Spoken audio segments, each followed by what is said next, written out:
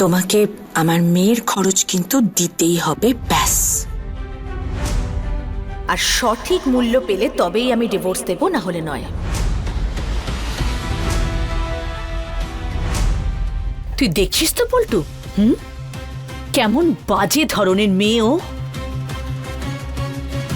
যে পাত্রে তুই খাস সেটাতেই ছিদ্র করছিস। আমার পল্টুকে তুই টাকার জন্য হুমকি দিচ্ছিস।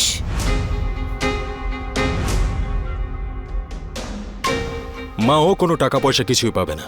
আমি আমার সন্তানকে নিজেই মানুষ করে নেব।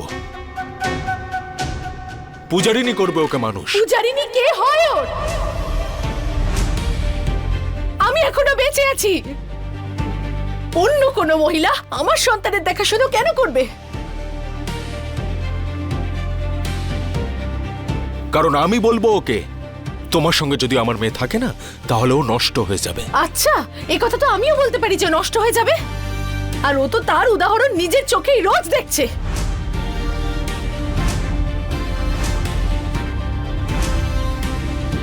তোমার সাথে আমার সন্তানের কোনো ভবিষ্যৎ নেই। ওর ভালো হতেই পারে না তোমার সঙ্গে থাকলে। তাই আমি নিজে কখনো ওকে তোমার কাছে ছাড়বো না। যদি তুমি তোমার মেয়ের ওপর অধিকার চাও, বা যদি তুমি তোমার মেয়েকে পেতে চাও, তাহলে আইনের পথেই সেটা তোমাকে করতে হবে।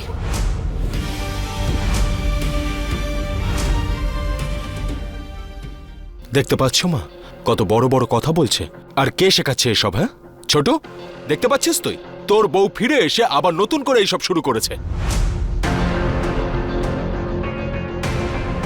কিছু বলবি না তুই? চুপচাপ মুখ বন্ধ করে থাকবি? ঠিকই বলেছিস তুই। অ্যাকচুয়ালি কি বলতো পল্টু দাদা,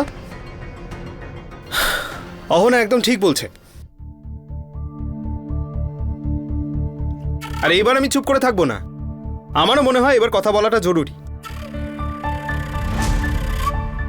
আর সেটা হলো, তুই ভুল করছিস, সাবধানে থাক তুই।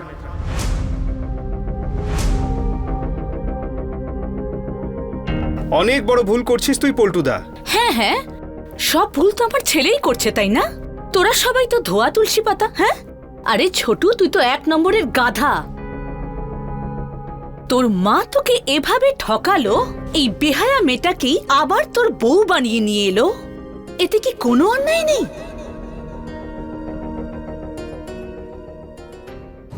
এতে কিসের ভুল আছে পিসিমণি? গুরুজনরাই তো বলে গেছেন যে বিয়ে জন্ম জন্মান্তরের সম্পর্ক। তাহলে সেই হিসেবে তো ওর সঙ্গেও আমার সম্পর্ক জন্ম জন্মান্তরেরই হলো। কারেক্ট। তাই জন্য এই বাড়িতে আমি ফিরে এসেছি। তো এতে তোমার কি সমস্যা হচ্ছে? তোমার মনে কেন আগুন জ্বলছে পিসিমণি? ও, এবার বুঝেছি আমি। যদি আমার জায়গায় অন্য কোনো মেয়ে আসতো, সে তোমার এই আদরের ছেলের জঘন্য ব্যবহারে কোনো কথাই বলতো না, তাই না? চুপ করে থাকতো। তাই জন্যই তো। আর আমি এখানে প্রতিবাদ করছি, কথা বলছি, তাই জন্য এত কষ্ট না তোমার। কিন্তু তোমরা সবাই মিলে একটা মেয়েকে ঠকাবে আর আমি অন্ধের মতো চুপ করে বসে থাকবো, সেটাও তো হতে পারে না, তাই না?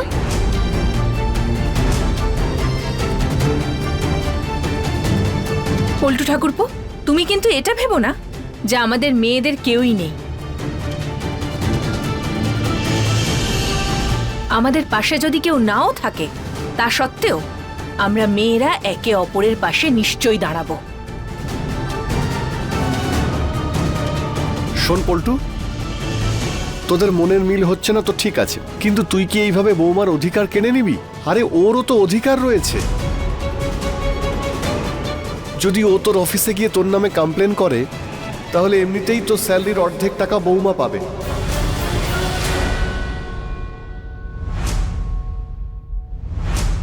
তোর সেটা ভালো লাগবে?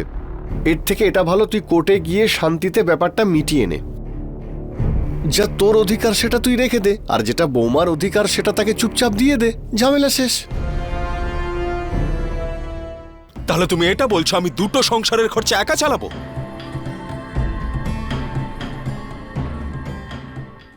কেন? দুটো পরিবারে খরচা চালানোর কথাটা তুমিই বলেছিলে। আমরা কেউ কিছু বলেছিলাম তোমাকে? আর দুটো পরিবারের ভাবনা তো তোমার মাথাতেই এসেছিল। মেজবউ তো ঠিকই বলছে। আর তাছাড়াও নিজের খরচ চালানোর কথা বলেনি তো। ও নিজের মেয়ের জন্যই তোমার কাছ থেকে খরচা চাইছিল। আমি নিজের মেয়েকে নিজে ঠিক মানুষ করে নেব, ওকে নিজের বুদ্ধি খাটানোর কোনো প্রয়োজন নেই। দরকার আছে। 9 বছর সম্পর্কের পরেও যদি তুমি আমাকে ছাড়তে পারো, তাহলে এর কি গ্যারান্টি আছে যে তুমি মেয়েটাকেও ছেড়ে দেবে না?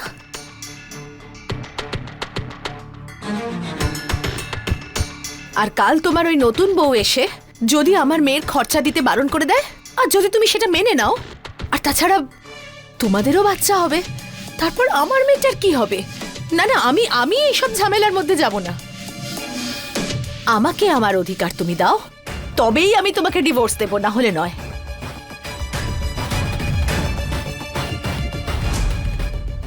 দেখতে পাচ্ছ মা তুমি কি চলছেটা কি এই বাড়িতে? দেখছি তো, সবকিছু আমার চোখের সামনেই তো ঘটছে। কে জানে তুই কোন অপয়ার কবলে পড়েছিস। তাই নাকি মা? ভালোই হলো যে আপনি বুঝতে পেরেছেন আমার থেকে ছাড়া পাওয়া খুব মুশকিল, হ্যাঁ, প্রায় অসম্ভব। তাহলে আপনিও ভালো করে ভেবে নিন যে এরপর কি করতে হবে, কারণ যদি আপনারা আমাকে জজের কাছে নিয়ে যান, তাহলে আমি কিন্তু এই সব কথা বলে দেব।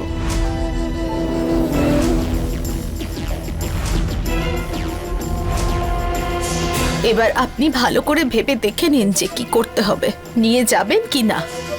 আর না হলে দ্বিতীয় বিয়ে করো না। তুমি বলবে আর আমি তোমার কথা শুনবো, তাই না? আরে আমার বলাতে কি হয়? হ্যাঁ, বিয়ের নাম শুনেই তো তুমি পাগলের মতো হয়ে গেছো, দেখতে পাচ্ছ নিজেকে? আর বিয়ে পর্যন্ত হলো না এখনো, মেয়েটাকে তুমি বাড়িতে নিয়ে চলে এলে। ঠিক আছে, আমি আমি আমি কোনো আপত্তি করছি না এই বিয়েতে, বরং আমি তো তোমার জন্য খুশি। আর এটা ভেবেও খুশি যে আমি তোমার হাত থেকে নিস্তার পাচ্ছি। আর তাছাড়া এখন তো নতুন নতুন দেখছে, তোমাকে চিনলো কতটুকু? কিছুদিন কাটতে দাও আগে, ও বুঝতে পেরে যাবে যে তুমি কি রকম ধরনের মানুষ। আর রেহাই পাওয়ার কথা বলছো, দেখো সে তো তোমারও আমার কাছ থেকে রেহাই চাই, আমারও তোমার কাছ থেকে রেহাই চাই। ফ্রিতে তো রেহাই পাওয়া যাবে না, তাই না? তার জন্য তো কিছু দাম দিতে হবে, কিছু তো খরচা দিতে হবে, তাই না?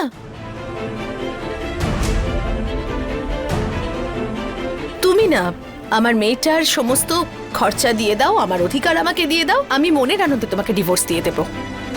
আর হ্যাঁ, যে টাকাটা তুমি আমাকে দেবে না, এই টাকাগুলো আমি নেব না, আমি তো হাতও দিতে চাই না। এই টাকাগুলো তুমি আমার মেয়ের নামে দিও, এগুলো আমার মেয়ের নামেই জমা পড়বে। যদি আমি না খেতে পেয়ে মরেও যাই, তবু আমি তোমার দেওয়া টাকায় কখনো হাত দেব না, কারণ আমি তোমাকে আর তোমার টাকাকে ঘেন্না করি। অনেক বড় বড় ডায়লগ শেখা গেছো তুমি, আর এগুলো কে শেখাচ্ছে সেটা সবাই জানে এখানে।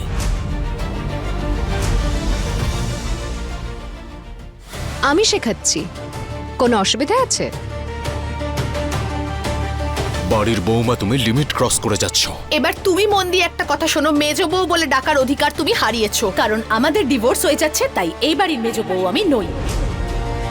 আমার নাম ধরে তুমি আমাকে ডাকো। শুধু একটা কথা তুমি জেনে রাখো, যদি আমাকে আমার অধিকার না দাও না, আমি কিন্তু তোমাকে ডিভোর্স দেব না। তুমি যাকেই যা কথা দিয়ে থাকো না দিয়ে থাকো, আমি কিছু জানতে চাই না। আর তাছাড়া ও কি জানে নাকি যে তুমি আমাকে কতবার মারধর করেছো, কত অত্যাচার করেছো আমার ওপর, কত কষ্ট দিয়েছো আমাকে? আমি কাউকে বলেছি? বলিনি কখনো। কিন্তু এবার আর আমি চুপ করে থাকবো না, এবার আমি সবাইকে বলবো। আর তোমার এই জঘন্য ব্যবহারের জন্য কখনো তোমাকে ক্ষমা করব না। আর যা যা আমি বললাম, এই সব কিছুর পরেই আমি তোমাকে ডিভোর্স দেব।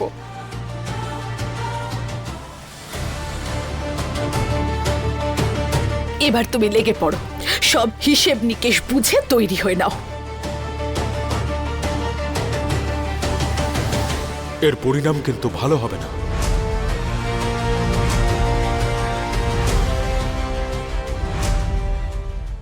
এখনো তো লড়াই শুরুই হলো না আর তুমি পরিণামে চলে গেলে। অহনা এসব ছাড়ো তুমি, আমরা অফিসের জন্য লেট হয়ে যাচ্ছি, যাই। ছোট, তুই তোর বউকে কিচ্ছু বলবি না? এক্ষুনি বলে দিচ্ছি। অহনা, তুমি এই যা কিছু করছো একদম ঠিক করছো। তাই আমি ওকে একটাও প্রশ্ন করব না। কোনো মানেই তো হয় না ওকে কোনো প্রশ্ন করার। মেজ বৌদি তোকে শুধু এটুকুই বলেছে যে তুই ওর মেয়ের মানুষ করার টাকাটা দিয়ে দিস, ঠিকই তো বলেছে ও। এবার একটা কথা বল, তুই মেজ বৌদির সামনে একটা অন্য মেয়েকে নিয়ে সংসার করবি, তাতে মেজ বৌদি কিছুই বলবে না, এটা ঠিক? ছাড়, সেটা বৌদিই জানে, কিন্তু তুই তোর মেয়ের খরচাটা তো দিতেই পারিস, তাই না? ওকে মানুষ করার টাকাটা দিতে তোর কি যায় আসবে?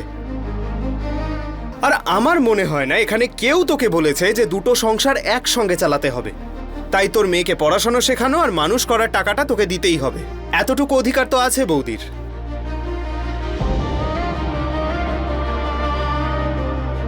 অহনা যা বলছে, ও যদি বৌদির সঙ্গ দেয় তাহলে একদম ঠিক করছে। আর আমিও বৌদির সঙ্গ দেব, আর আমার স্ত্রী অহনারও। সেই জন্য চিৎকার করে পয়েন্ট বদলানোর চেষ্টা করিস না। অহনা, চলো যাই। হ্যাঁ চলো। চলো।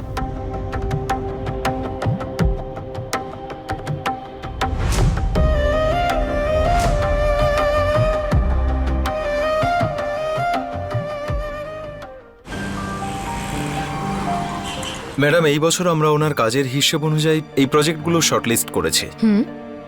এই প্রজেক্টের মধ্য থেকেই বাঁচতে হবে। মনে রাখবেন, আমাদের কাছে 22টা প্রজেক্ট রয়েছে, এর মধ্যে 10টা প্রজেক্ট এই কাজের জন্য আপনাকে সিলেক্ট করতে হবে। আচ্ছা, আপনাদের সিলেকশনের নিয়ম কি? আমরা সারা বছর এই অর্গানাইজেশনের কন্ট্যাক্টে ছিলাম, আমরা খুব ভালোভাবেই সব দেখে নিয়েছি ম্যাডাম, এটাই আমাদের পদ্ধতি। আচ্ছা, এখানে শুধু 22টা প্রজেক্ট কেন? বাকি প্রজেক্টস কোথায়? আর শুধু এই লোকেরাই প্রজেক্ট জমা করেছে কি করে? না না ম্যাডাম, বললামই তো, অনেকগুলো প্রজেক্ট এসেছিল, কিন্তু সবাইকে তো অ্যাপ্রুভাল দেওয়া যায় না। সিলেকশনের তো একটা প্রসেস থাকে। আর দেখুন না, কত ইন্টারেস্টিং প্রজেক্ট আছে এর মধ্যে। কেউ তো বিউটিশিয়ানের কোর্স করে নিজের পায়ে দাঁড়িয়েছেন, কেউ আবার সেলাইয়ের কাজ শুরু করেছেন। আপনি ভালো করে দেখে নিন। দেখতে পাচ্ছি কেউ মাদুর বানানোর প্রজেক্ট জমা করেছে। ওই শাশুড়ি বৌমার জুটি, ওরা দুজনে মিলে মাদুর বানায়। খুব এন্টারপ্রাইজিং, ক্রিয়া উদ্যোগটাও ভালো করে বোঝেন। সব মহিলারা মিলে এই কাজটা করেন। আর এই প্রজেক্টটা তো বেশি করে মহিলাদের পাওয়া উচিত, তাই না? হ্যাঁ, ভালো। এই সব প্রজেক্টের ব্রিফ আমি আপনার থেকে পরে নিচ্ছি। আগে একবার আমি প্রজেক্টগুলো নিজে রিসার্চ করতে চাই। আরে ম্যাডাম, কি অকারণে সময় নষ্ট করছেন? কি দেখবেন, পশ্চিমবঙ্গে এত প্রজেক্ট আছে, সার্ভে করতে করতে সময় লেগে যাবে যে। শুধু শুধু সময় নষ্ট হবে, আপনার অনেক সময় লেগে যাবে। অকারণে ঝামেলা করছেন আপনি। এতে ঝামেলার মতো কি ব্যাপার? এটাই তো আমার কাজ, আমার তো এটাতে সময় দিতেই হবে, তাই না?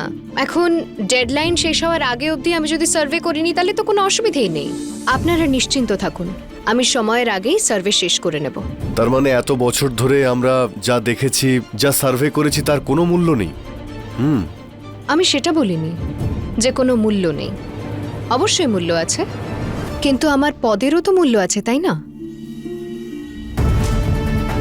এবার যখন অ্যাপ্রুভ আমাকে করতে হবে, তো আমি একবার তো চেক করবই, সার্ভে তো করবই। আজ যদি আমি সেটা না করি আর কাল যদি স্যার আমাকে কোনো প্রশ্ন করে, এই প্রজেক্ট নিয়ে কিছু জিজ্ঞেস করে, তখন আমি কি উত্তর দেব? আরে না না ম্যাডাম, এই যে নোটস দিয়েছি না আমি, এটা পড়ে আপনি সব বুঝতে পারবেন। তারপরেও যদি কোনো প্রশ্ন থাকে তাহলে ফোনে কথা বলে নেবেন প্রজেক্টের ব্যাপারে। ফোনে কথা বলবো? ফোনে কথা বলে কি করে জানতে পারবো যে কে কোন প্রজেক্টের ফান্ড নিয়ে কিভাবে ব্যবহার করছে? বলুন তো, বলুন আপনি আমাকে সেটা। আপনাদের কথা অনুযায়ী এই প্রজেক্টটার দরুন আপনারা মাসে 20 থেকে 25 জনকে এমপ্লয়মেন্ট দিয়েছেন, এটাই বলছেন তো? কিন্তু আমি সার্ভে না করে সেটা কি করে মেনে নেব? কিভাবে মানবো যে 20 থেকে 25 জনই আছে? আমায় তো পার্সোনালি সার্ভে করতেই হবে না?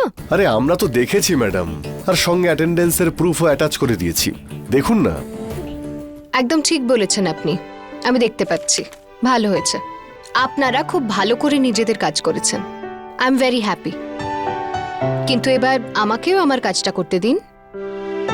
আমি এখানে কাজ করছি, আমি স্যালারি পাবো, আমাকেও তো আমার কাজটা জাস্টিফাই করতে হবে। শুধু আপনাদের বলে দিলেই তো হয়ে যাবে না, আমার ডেজিগনেশনেরও তো কিছু মূল্য দিতে হবে নাকি? ঠিক আছে, আপনি বলুন কোথায়, কবে, কখন যাব। আমরা বলে দেব, কেউ আপনাকে অ্যাসিস্ট করার জন্য চলে যাবে। কিন্তু কিছু প্রজেক্ট এখান থেকে অনেকটাই দূরে, আর আপনি একজন মহিলা, তাই আপনার কাছে তো। এক সেকেন্ড স্যার, আমি যখন এখানে কাজ করতে এসেছি তখন এখানে পুরুষ আর মহিলার বৈষম্য দাঁড় করানোর কি মানে আছে? এই চাকরির পরীক্ষাটাতে না পুরুষও ছিল, মহিলাও ছিল, কিন্তু তারপরেও একজন মহিলা হওয়া সত্ত্বেও আমাকে এখানে সিলেক্ট করা হয়েছে, নিশ্চয়ই তার কোনো কারণ রয়েছে।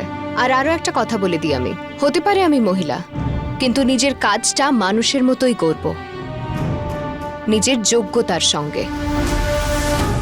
আর আমি একজন মহিলা, এইটা ভেবে আপনার আমাকে সঙ্গ দেওয়ার কোনো দরকার নেই। আরে না না ম্যাডাম, দেখুন আমরা আপনার ভালোর জন্যই বলছিলাম, যদি আমাদের মধ্যে কেউ আপনার সঙ্গে যায় তো। চলুন। অবশ্যই চলুন, আমার কোনো অসুবিধে নেই, কিন্তু কখন, কোথায় আর কিভাবে যেতে হবে সেটা আমি ডিসাইড করব। আরে না না ম্যাডাম, ওদের তো ইনফর্ম করতে হবে, তাই না? এইভাবেই যাওয়ার নিয়ম। ইনফর্ম কেন করতে হবে? সাইট ভিজিটের জন্য তো আমরা যে কোনো সময় যেতে পারি। দেখুন, এমনটাই হয়, আপনি নতুন তো তাই। তো যেমনই হোক, আমি নিজের রাস্তা নিজেই খুঁজে বার করব, আর আমাকে আমার কাজ শেখানোর জন্য কারুর গাইডেন্সের দরকার নেই। আপনি তো দেখছি আমাদের সঙ্গে সহযোগিতা করছেন না ম্যাডাম। কোন সহযোগিতার কথা বলছেন আপনি? যে আমি যেন আপনাদের কথা মেনে নিই আর সাইট ভিজিট না করি? অন্ধের মতো কিছু না দেখে শুনে আপনারা যা বলছেন সেটা অ্যাপ্রুভ করে দিই? আপনারা যে কিছুর বায়াসড নন বা কিছুর পক্ষপাত করছেন না, সেটার কি গ্যারান্টি? বায়ার্সড? আরে বাবা, এইসবের থেকে আমাদের কি লাভ হবে? কেন আমরা পক্ষপাতিত্ব করব? না, আমি মানছি যে আপনারা এমনটা করবেন না, সেই জন্যই তো আমি বলছি যে আমি নিজে চেক করতে চাই। আপনারা যদি বায়াস না হন, কোনো কিছুর পক্ষপাত না করেন, তাহলে আমাকে কেন আটকাচ্ছেন? আমাদের প্রজেক্টগুলো ডিলে হয়ে যাবে ম্যাডাম। অ্যাপ্রুভালের একটা ফিক্সড টাইম রয়েছে, আর আপনি লেট জয়েনিং করেছেন, আপনার আগে এখানে কেউই ছিলেন না, তো 1 মাসের মধ্যে আপনার সব চেক করাটা ইম্পসিবল না? অবশ্যই হবে, কেন হবে না? আর যদি প্রয়োজন পড়ে আমি নতুন প্রজেক্টও ইনভাইট করব, আর সেটা আমার অধিকারও। আমি কিছু নতুন ফিল্ডসের প্রজেক্ট আনবো, যেটা আরো বেশি ইনোভেটিভ হবে, নতুন রকম আইডিয়া থাকবে, আর এতে করে সারা দেশে আমাদের ডিপার্টমেন্টের নামও উজ্জ্বল হবে। আমরা ন্যাশনাল রেকগনিশনও পেতে পারি, আমাদের ডিপার্টমেন্ট নিয়ে চর্চা হবে। আপনার কি মনে হয় আমরা যে প্রজেক্ট ক্লিয়ার করতে দিয়েছি সেগুলো ভালো নয়? দেখুন, এখানে কথাটা না ভালো খারাপের নয়। এখন আপনি ধরে নিন বিউটিশিয়ানের কোর্স, যেটা আজকাল প্রতি অলিতে গলিতে হচ্ছে। ধরুন যদি ওদের আমরা ক্লিয়ারেন্স দিয়েও দিলাম, তো আমাদের এটুকু তো জানতেই হবে যে ওরা কতজনকে ট্রেনিং দিচ্ছে, আদৌ দিচ্ছে কিনা। দ্বিতীয়ত দেখুন, পোশাক সেলাই করা, পোশাক বানানো, এগুলো কেমন কাপড়, আর এই সমস্ত প্রজেক্টের ব্যাপারে কোনো ডিটেলসও নেই এখানে। কেন দেখুন? আরে হ্যাঁ, এনারা তো সেলাইয়ের কাজ করছে। শুধু সেলাইয়ের কাজ? এটা কোন ইনোভেটিভ কাজ? নাকি এটা এমন কিছু যে পৃথিবীতে এই প্রথমবার করা হচ্ছে? আরে ম্যাডাম, সেরকমটা নয়, কিন্তু একজন মহিলা সেলাইয়ের কাজ করে তার সংসার চালাচ্ছেন, তার সঙ্গে অন্য মহিলাদেরও সংসার চলছে, সবাই রোজগার করছে, গ্রোথ হচ্ছে। এই সময়ে আমরা যদি একটু সাপোর্ট করে দিই, যেমনটা ধরুন কোনো সেলাই মেশিন দিয়ে দিই, তাহলে ওদের কাজ তো আরো বাড়তে পারে, তাই না? একদম। কিন্তু আপনি জানেন আমাদের গাইডলাইনে না একটা কথা পরিষ্কার লেখা আছে, আমাদের ইনোভেটিভ আইডিয়াজ লাগবে। আর এর মধ্যে একটা প্রজেক্টে তো আমার ইনোভেটিভ মনে হচ্ছে না। এই যে দেখুন, এটা একটা শাড়িতে ফল পিকোর প্রজেক্ট। এটা কোন ধরনের ইনোভেশন হলো? না, এটা কোনো সাংস্কৃতিক ঘরানার নমুনা। দেখুন না, এতে নতুন কিছু আছে নাকি এমন কিছু যেটা প্রথমবার হচ্ছে?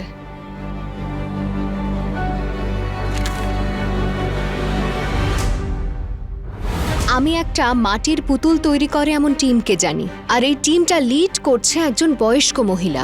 আপাতত ওদের প্রজেক্টে অনেক অর্ডার পাচ্ছে। আমরা যদি এদের সাপোর্ট করি তাহলে ওরা আরো ওয়ার্কার্স হায়ার করে সারা দেশে নাম উজ্জ্বল করতে পারে।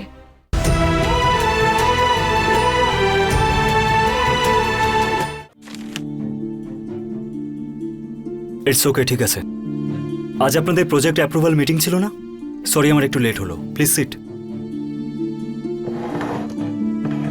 স্যার, আজকের এই অ্যাপ্রুভাল মিটিংয়ে সরি টু সে আমি এমন কোনো প্রজেক্ট দেখলাম না যেটা অ্যাপ্রুভ করতে পারবো।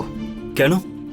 স্যার, একটা আইডিয়াও ইনোভেটিভ নয়, একটা প্রজেক্টও আমার মনে হয়নি অ্যাপ্রুভ করার মতো।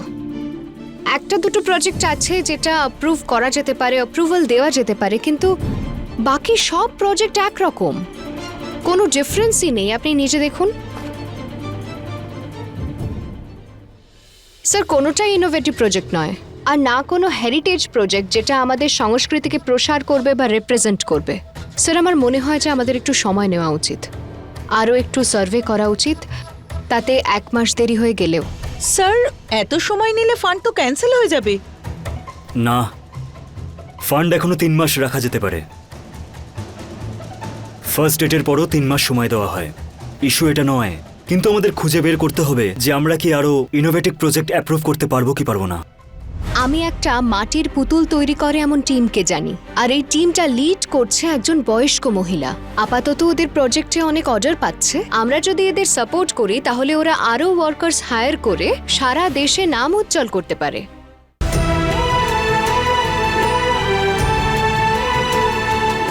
দিয়েই দিতাম স্যার, কিন্তু সমস্ত প্রজেক্টের তো রেজিস্ট্রেশন হতে হবে স্যার, আর ওনারা সবাই প্রজেক্টগুলো সাবমিট করতে চায় কিনা সেটাও তো দেখতে হবে।